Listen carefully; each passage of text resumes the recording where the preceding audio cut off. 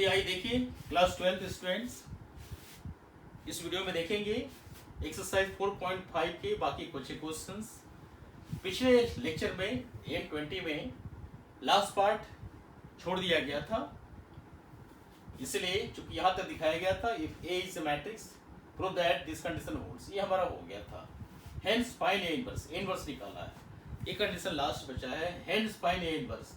तो आप क्या करेंगे इसको आप ध्यान से देखिए, कैसे इनवर्स निकालेंगे उस पार्ट को आप ध्यान से देखिए। तो आप क्या कीजिए, सॉल्यूशन 13 इसके लेफ्ट साइड में आप ए इनवर्स से मल्टीप्लाई कीजिए, multiply pre multiplication by A inverse.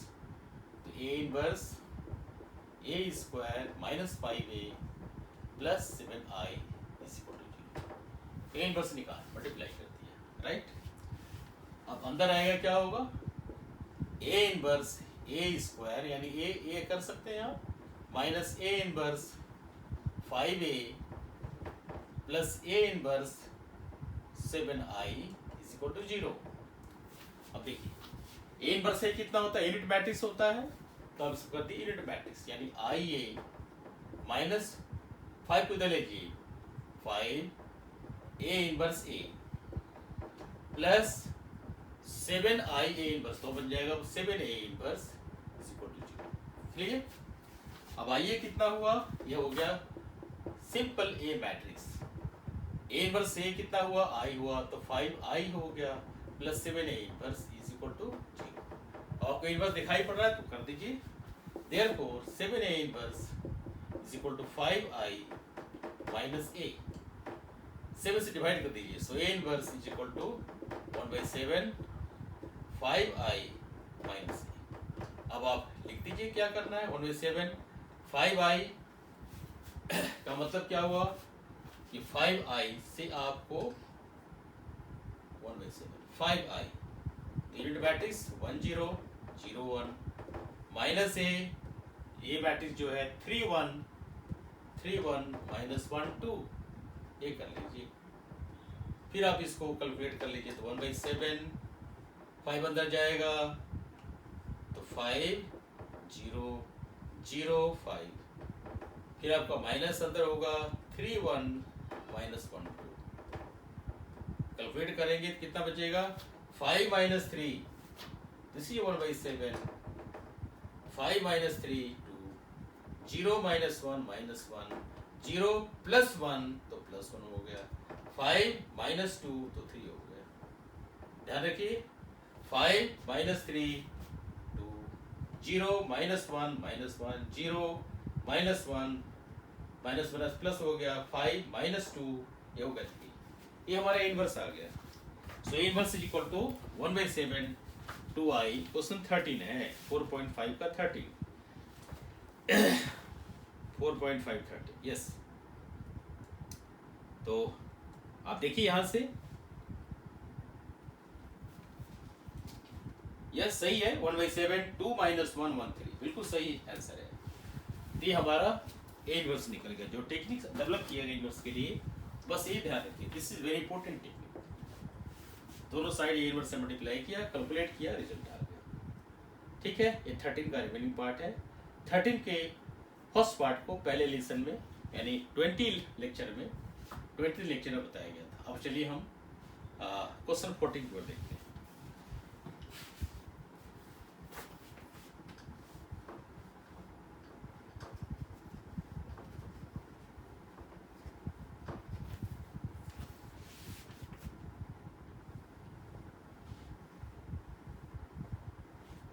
चलिए क्वेश्चन 14 को हम लोग देखें कि क्या कर रहा है।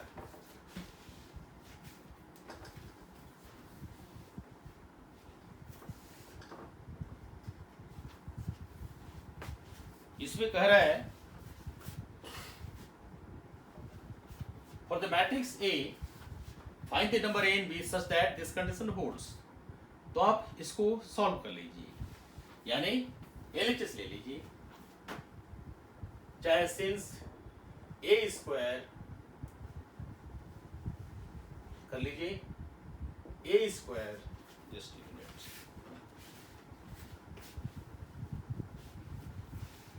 Yes, A square plus A I, A square plus A sorry A plus B I is equal to 0, ये आपको लिखना है। A square plus A plus B I is equal to 0 लिख दीजिए। ए स्क्वायर क्या है, 3 2 1 1, 2 बार मल्टीप्लाई कर दीजिए इसको, 3 2 1 1, no problem, plus A matrix 3 2 1 1 plus B I unit matrix 1 0 0 1 is equal to 0 लिख दीजिए, नो प्रॉब्लम। अब इसको सॉल्व कीजिए, कैसे होगा, आपको मल्टीप्लिकेशन बता दिया गया है, आप डायरेक्ट आंसर दे सकते हो। 3 3 जा 9 प्लस 2 11, 1 इंटू 3 प्लस 1 इंटू 1 यानी 4, 3 इंटू 2 6 प्लस 2 8, 1 इंटू 2 2 प्लस 1 3, ये आपका ए स्क्वायर आ गया, प्लस ए, ये अंदर चला जाएगा, 3a 2a A and A, plus B अंदर चला जाएगा, b 0 0 b is equal to 0 back. अब आपको सॉल्व करने हैं, कैसे सॉल्व करने हैं, सारे प्लस को लिख दीजिए, जो प्लस आपका है this implies 11 plus 3a plus b, 11 plus 3a plus b, no problem. दूसरा 4 plus a plus 0, 4 plus a plus 0, next 8 plus 2a plus 0, 8 plus 2, next 3 plus a plus b, 3 plus a plus b and this is a zero matrix. अब zero matrix second order का ले लीजिए आप, तो second order का लेंगे तो क्या हो जाएगा 0 0 0 0। अब इसको कंपेयर कीजिए, this two matrix are equal if the corresponding elements are equal, यानी first column element of LHS is equal to first element of the second right hand side. So therefore 11 plus 3a plus b is equal to 0, 4 plus a is equal to 0, 8 plus 2a is equal to 0, 3 plus a plus b is equal to 0। आपके 4 equation आ गए। अब 4 equation में जहाँ सुविधा लगता है उसी हिसाब से बना दीजिए आप।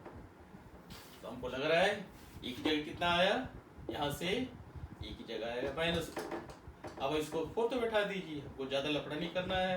3 minus B is equal to -3 minus B, sorry -3 minus A, तो -3 माइनस ए, ए की जगह -4 प्लस 4, यानी 4 minus 3 is 1, therefore A is 4 minus 4 and B is 1। ये आपका रिजल्ट आया, a is equal to -4, b is equal to 1। तो चलिए इसको देखते हैं। Question number 40, a is -4, b is equal to 1, बिल्कुल सही आंसर है। और आपको जो भी आइडियाज डेवलप किए गए उस आइडिया को एक बार फिर से देख लें। हम लोग a स्क्वायर निकालें, फिर जैसे जैसे रूल है उस रूल को अप्लाई किया और सॉल्व कर लिया। ये आपका 14 बन गया। अब आप 15 की ओर चलिए।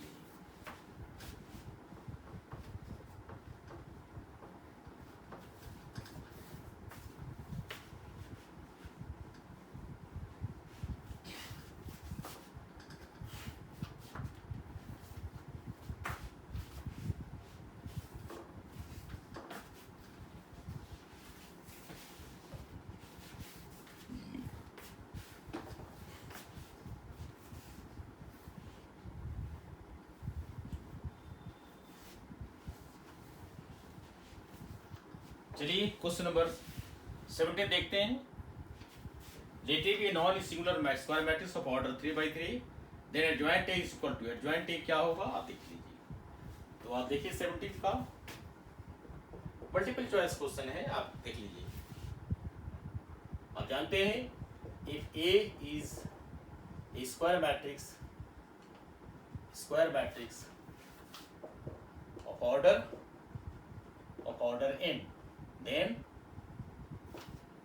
determinant of adjoint A is equal to determinant A to the power n minus 1। इस फॉर्मूला को आप देख चुके हैं already. A is square matrix of order N, इस फॉर्मूला को आप ऑलरेडी देख चुके हैं। क्या फॉर्मूला है? Adjoint A determinant of adjoint A is equal to determinant A to the power n minus 1। उसी हिसाब से आप इसका आंसर दे सकते हैं। here order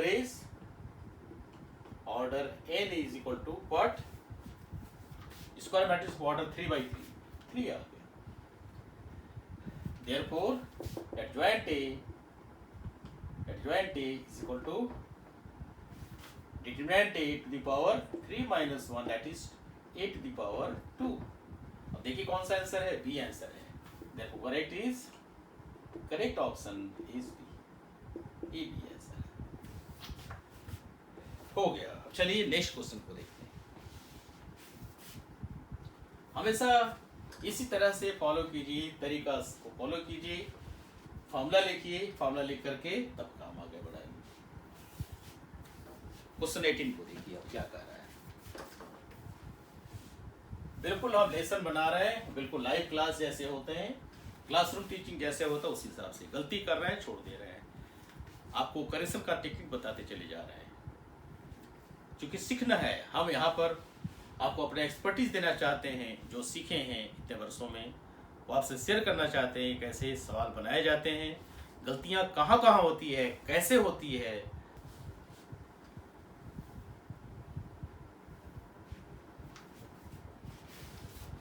आपको दिया है A is invertible matrix. Solution 18. Since A is invertible matrix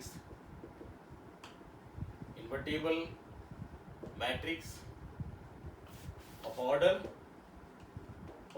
2, ये दिया हुआ है। Therefore A inverse is equal to A inverse A is equal to unit matrix। ये आप जानते हैं। Product of matrix and it's inverse is unit matrix किस order का? सेकेंड ऑर्डर का। आई अब आप क्या कीजिए, तुरंत आप डिटरमिनेंट ले लीजिए। Determinant A inverse is equal to determinant I2। तो डिटरमिनेंट I2 क्या हो जाएगा? 1 हो जाएगा। इसमें तो दो राय नहीं है। अब यहाँ determinant of the product, determinant A inverse हो जाएगा determinant A into determinant A inverse is equal to 1। ये आपका है। तो आपकी प्रॉब्लम क्या है? डिटरमिनेंट ए इनवर्स निकालना आपको है, तो यहां से कर सकते हैं। There since determinant A is not equal to 0, क्योंकि कहा दिया इन्वर्टिबल है, therefore determinant A inverse is equal to 1 upon determinant A. ये आपका रिजल्ट है। ठीक है, इस पोजीशन से देना है, यानी आपका जो ऑप्शन है वो बी इज करेक्ट ऑप्शन इसका बी। उसमें मिस्टेक क्या हुआ था कि हम डायरेक्ट इसी को लिखे थे, लेकिन हम लोग को फंडामेंटल को लेकर सकते हैं यहाँ पर। इसलिए सही ढंग से करने के लिए पूरी तरह से अप्रोच का सहारा लीजिए, सही अप्रोच का सहारा लीजिए। तो इस तरह से हम 4.5 के जो कॉन्सेप्ट क्वेश्चन वाले थे, जो कॉन्सेप्चुअल क्वेश्चन थे, वो सारे क्वेश्चंस को आपको समझा दिए। अब नेक्स्ट लेक्चर में हमारा होगा application of determinant and matrices in solving this simultaneous linear equation, यानी किस तरह से लीनियर इक्वेशन को हम सॉल्व करते हैं। एक क्वेश्चन कंफर्म है इस टाइप के आइडिया से। इसके बाद हमारा ये टॉपिक ख़त्म हो जाएगा। फिर हम लोग नेक्स्ट में इसके अगले चैप्टर कैलकुलस की ओर चलेंगे। तो बहुत सारे क्वेश्चंस मिसलेनियस में हैं, इसका डील हम करेंगे। बाद में हम वीडियो लेसन बनाएंगे। फिलहाल क्विक रिवीजन की बात चल रहे हैं, तो ये इक्वेशन सॉल्यूशन करने के बाद हम लोग कंटिन्यूटी एंड डिफरेंशिएबिलिटी में चले जाएंगे, चैप्टर 5 में चलेंगे। तो थैंक यू। हमेशा स्टेप्स को ध्यान देते चलिए, कैसे कैसे बारीकियां हैं। छोटा छोटा स्टेप को यदि हम डिसोवे कर दें तो स्टेप में गलती हो जाती है, आंसर गलत होता है। लेकिन सही ढंग से फॉलो किया जाए तो रिजल्ट सही आता है। जैसे इसी के केस में देखा आपने, हम लोग इसका सहारा लिए थे। A inverse is equal to adjoint A adjoint A upon determinant A का सारे दिए थे। अब इसमें जो थ्योरी है कोसेंट वाला, कोसेंट थ्योरी मैच नहीं कर रहा था, लेकिन फिर भी हम देने का प्रयास किया जो सही नहीं हुआ, सटीक नहीं हुआ। इसलिए हम लोग डायरेक्ट जो बेसिक थ्योरम है उसको लिया कि product of the matrix and it's inverse is unit matrix. यहाँ दोनों तरफ डिटरमिनेंट ही है, डिटरमिनेंट की थ्योरी यहाँ लगाया, चूंकि हम दिखाए हैं डिटरमिनेंट ऑफ द प्रोडक्ट ही सिखाए हैं, डिटरमिनेंट ऑफ कोसेंट नहीं सिखाया गया है, तो वही मिस्टेक था। तो determinant of the product is product of the determinant, ऐसे करके इसको सॉल्व कर दिया। तो चलिए मिलते हैं अगले वीडियो लेसन में। इसी तरह से जो टिपिकल पॉइंट्स हैं कैसे डिस्कस करते हैं आपको समझाते हुए आगे बढ़ना चाहते हैं, ताकि आपको इंटरेस्ट क्रिएट हो, आप खुद बनाएं, खुद सोचें, बिल्कुल लाइव क्लास की तरह, जैसे क्लास में होता है इंटरेक्शन होता है उस तरह से कीजिए। और अपने आइडियाज से यदि किसी तरह से कोई भी समस्या होता है तो आप कमेंट बॉक्स में लिख करके जरूर कमेंट कीजिए, हम उसका आंसर देने का प्रयास करेंगे। Thank you.